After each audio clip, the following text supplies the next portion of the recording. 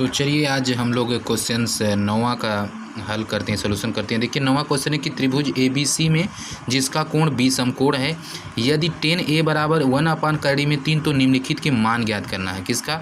sin A into cos C plus cos A into sin C। दूसरा दिया cos A into cos C minus sin A into sin C, इसका मान निकालना है। तो चलिए निकाला जाए यहाँ पे हल। देखिए सबसे पहले तो हमें एक त्रिभुज बनाना होगा। एक क्या है? ट्रायंगल बनाना होगा, समकोण त्रिभुज बनाना होगा। ट्रायंगल नहीं बल्कि समकोण त्रिभुज बनाना होगा।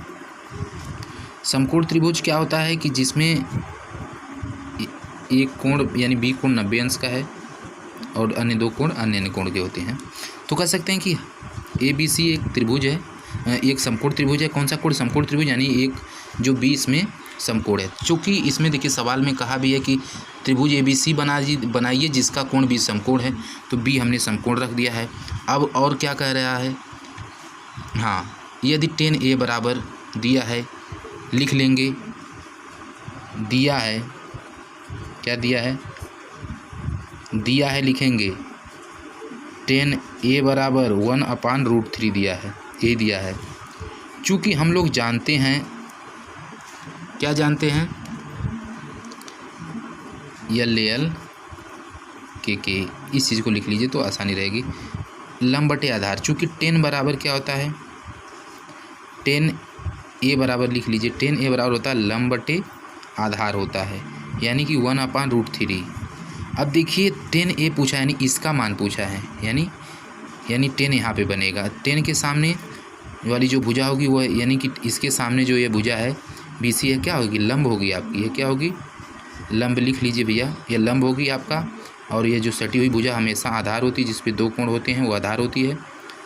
और ये आपका कर्ण हो जाएगा, ठीक ना? कर्ण हो जाएगा। तो देख लीजिए लंब है तो हम लोग जानते हैं लंब बटे आधार होता है। चूँकि हम लोग जानते हैं tan बराबर होता है लंब बटे आधार, तो लंब 1 है, आधार जो है कड़ी में 3 है। लिख लीजिए लंब जो है 1 होगा, यहाँ पे 1 लिख लीजिए, देख लीजिए यहाँ पे 1 लिख लीजिए, और कड़ी में 3, आधार कड़ी में 3, लंब 1 होगा। लंब क्या होगा हमारा? 1 होगा।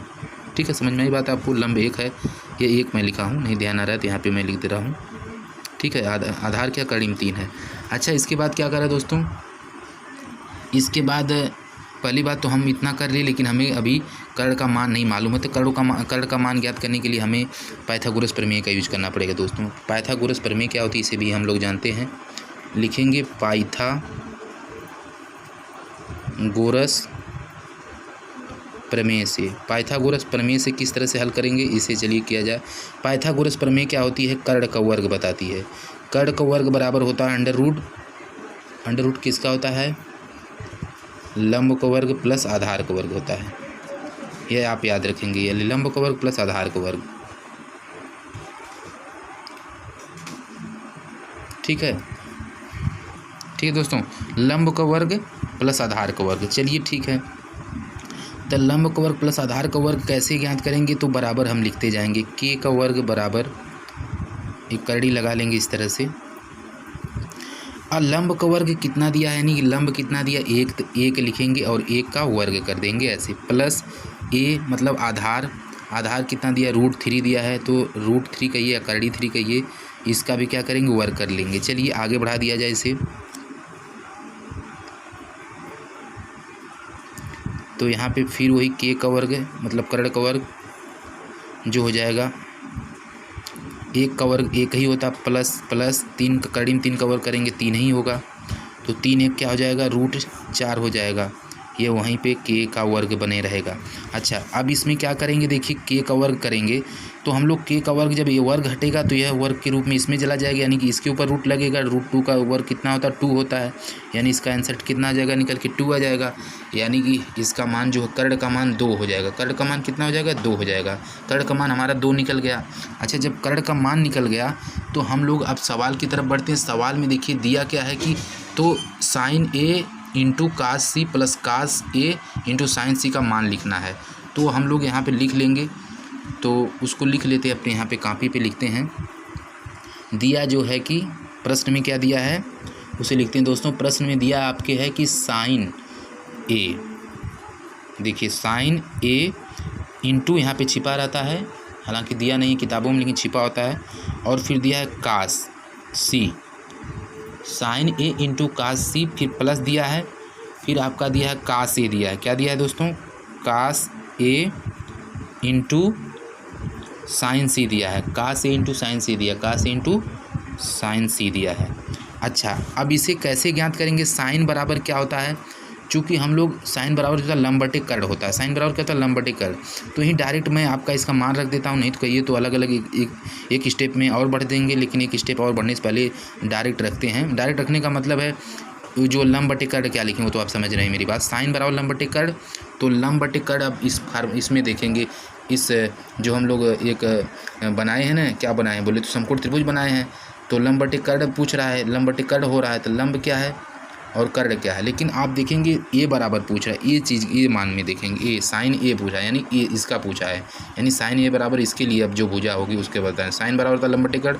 अब यहाँ पे देखिए लंब क्या है, ये लंब है, ये कर्ण है, यानी 1/2, तो 1/2 यहाँ पे लिखेंगे, कितना लिखेंगे 1/2, ठीक है ना दोस्तों, बराबर है ना, 1/2 लिखेंगे, क्या लिखेंगे 1/2 लिखेंगे, 1/2 लिखेंगे, तो सही है। 1/2 यहाँ इंटू है तो इंटू का निशान लगा दी, नहीं तो आप ऐसे कोष्टक करके लगा सकते हैं, इंटू है तो इंटू डायरेक्ट यहाँ लगा लीजिए। अच्छा, कास सी, अब कास सी क्या होता है दोस्तों, कास सी यानी कास सी इस फिगर में देखिए, कास सी यानी इसके लिए अब मान निकलेगा, यानी इसके लिए मान पूछेंगे। कास बराबर होता है आधार बटे कर्ण, देखिए अब इसके सामने जो लंब ये होगा, ये लंब होगा और ये कर्ण होगा, ये आधार, तो आधार बटे कर्ण होता है यानी कि 1/2, तो 1/2 यहाँ पे भी हो जाएगा, ठीक है दोस्तों। अब देखिए बीच में, देखिए बीच में प्लस है तो प्लस का साइन लगाएंगे, यानी प्लस का चिन्ह लगाएंगे। कास ए, यानी कास ए, अब देखिए इसका लिए, इसके लिए देखिए कास, यहाँ पे देखिए कास ए पूछा है, कास ए बराबर होता है आधार बटे कर्ण, यानी कि आधार इसमें क्या है और कर्ण क्या है, यानी कि ये देखिए आपका कर्ण हो जाएगा, ये लंब हो जाएगा, ये आधार हो जाएगा, समझ में मेरी बात समझ पा रहे हैं, आधार बटे कर्ण, तो आधार इसमें क्या है, चूँकि इसके सामने लंब हो गए तो आधार बटे कर्ण, यानी कर्ण 3/2 होगा, यानी कि यहाँ पे हो जाएगा √3/2 हो जाएगा, इंटू साइन सी पूछा, देखिए साइन सी, और यहाँ पे इसके लिए यानी साइन सी बराबर होता है लंब बटे कर्ण, तो अब देखिए इसके सामने लंब होगा, एक कर्ण होगा, यानी कर्ण 3/2, तो यहाँ पे भी क्या हो जाएगा कर्ण 3/2 हो जाएगा। चलिए ठीक है, अब देखिए इसे हल किया जाए भाई, इसे हल किया जाए।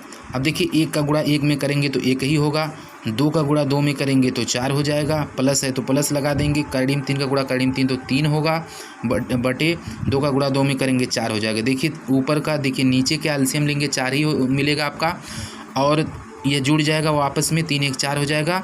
अब 4 का 4 में भाग कर देंगे तो बराबर 1 उत्तर मिल जाएगा, कितना हो जाएगा दोस्तों 1 उत्तर हो जाएगा। 1 देखिए दिया होगा आपकी उत्तर माला में, मिला लेंगे 1 है कि नहीं है। अच्छा चलिए दूसरा अब इसी तरह से सॉल्व किया जाए। दूसरा देखिए दिया क्या है, कास ए इंटू कास सी, तो यहाँ पे लिखा जाए, दिया है कास ए इंटू कास सी माइनस साइन ए इंटू साइन सी, तो यहाँ पे मैं लिख देता हूँ दूसरे का सलूशन, दूसरे का उत्तर या हल।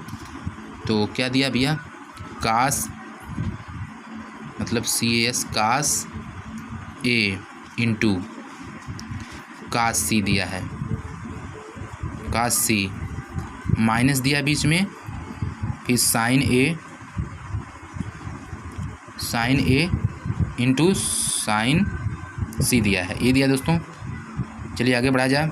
कास बराबर, अब उसी के लिए फिर निकालेंगे, इसमें देखिए कास बराबर क्या होता है, यानी कास ए, यानी इसके लिए पूछा कास ए बराबर क्या होता है, इसके लिए पूछा है। कास बराबर होता है आधार बटे कर्ण, क्या होता है आधार बटे कर्ण होता है, यानी देखिए इसमें आधार क्या और इसमें कर्ण क्या है, यानी कर्ण 3/2, तो कर्ण 3/2 आप लिख लेंगे, क्या लिखेंगे कर्ण 3/2। मेरी बातों को आप समझ रहे हैं कि नहीं समझ रहे हैं, कर्ण 3/2 होगा। अगर नहीं समझ होंगे बताएंगे, कर्ण 3/2 कमेंट करेंगे दोस्त। अब देखिए इंटू लगा देंगे, कास सी यानी कि यहीं पे कास सी, इसके लिए कास सी बराबर क्या होता है, कास सी बराबर आप देख सकते हैं कि इसके लिए पूछ रहा है, कास सी आधार बटे कर्ण होता है, क्या होता है आधार बटे कर्ण होता है, यानी आधार क्या कर्ण क्या, इसके लिए लंब ये होगा, इसके सामने लंब होता है ना, तो 1/2 होगा, यानी कि सॉरी कास सी बराबर पूछा है ना, कास बराबर होता है आधार बटे कर्ण। अब देखिए इसमें आधार क्या है, क्योंकि ये तो आपका लंब हो जाएगा, ये आधार होगा कर्ण यानी 1/2। 1/2 आप लिखेंगे यहाँ पे, फटाफट लिखेंगे 1/2 लिखेंगे। ठीक है दोस्तों, 1/2 लिखेंगे, कोई गलती नहीं करेंगे आप।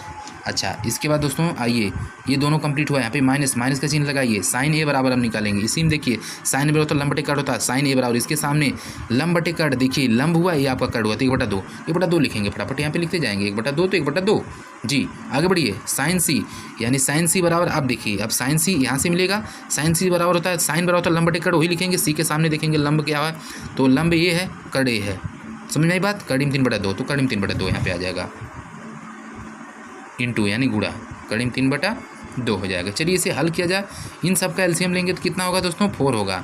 कितना होगा, 4 होगा। या तो आप यहाँ पे करिए, कर्ण 3 का गुणा करेंगे 3 ही होगा, और 2 का 2 में करेंगे तो 4 हो जाएगा, माइनस लगा दीजिए। अब देखिए यहाँ पे कर्ण 3 का गुणा 1 में करेंगे तो 3 ही होगा, और 2 गुणा करेंगे 4 होगा।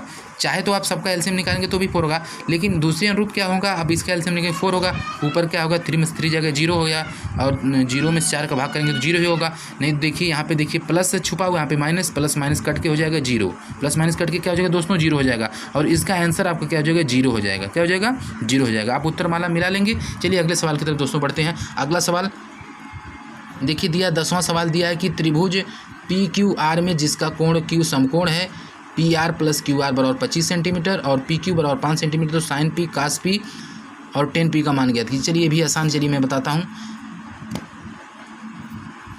अगर इस वीडियो में आपको इसका सलूशन नहीं मिले तो मेरी अगली वीडियो में आप इसका सलूशन प्राप्त कर पाएंगे। दोस्तों मैं आपसे बताना चाहूँगा कि आपको सभी सवाल मिलेंगे, आपको मेरे चैनल को सब्सक्राइब करने होंगे, और जब आप सब्सक्राइब करेंगे सभी वीडियो को मैं डीपली बताऊँ। देखिए मेरे एक वीडियो में, अर्थात मैं बताऊँ, मैं अपनी एक वीडियो में कम से कम 12 से 13 मिनट में बच्चों बताता हूँ, इसलिए कि मैं समझा के लोगों को बताता हूँ। ये नहीं कि एक वीडियो बनाने के लिए, जैसे बहुत से यूट्यूबर क्या है कि मैंने देखा कि एक ही, मतलब ये जो सवाल आपका 8.1 प्रश्नावली का है मैथमेटिक्स का क्लास 10 यूपी बोर्ड के लिए, और CBSE बोर्ड में भी यही सिस्टम है, एकदम केवल वो इंग्लिश में है, तो वह एक ही सवाल को मान के चलिए 20 से 25 मिनट में 7-8 सवाल बता देते हैं तेज़ी गति से, लेकिन मैं सवाल को थोड़ा सा डीपली और धीरे धीरे करके बताता हूं, ताकि 12 से 13 मिनट का मेरा चला जाता है, लेकिन समझ में आना चाहिए। आप एक ही बार में देखेंगे सवाल को समझ जाएंगे, क्योंकि आप सभी लोगों को अगर बेसिक आता तो आगे दिक्कत नहीं। तो जय हिंद, जय भारत, देखते रहिए आपका अपना ही channel Education of English, DR Hera. Thank you, धन्यवाद।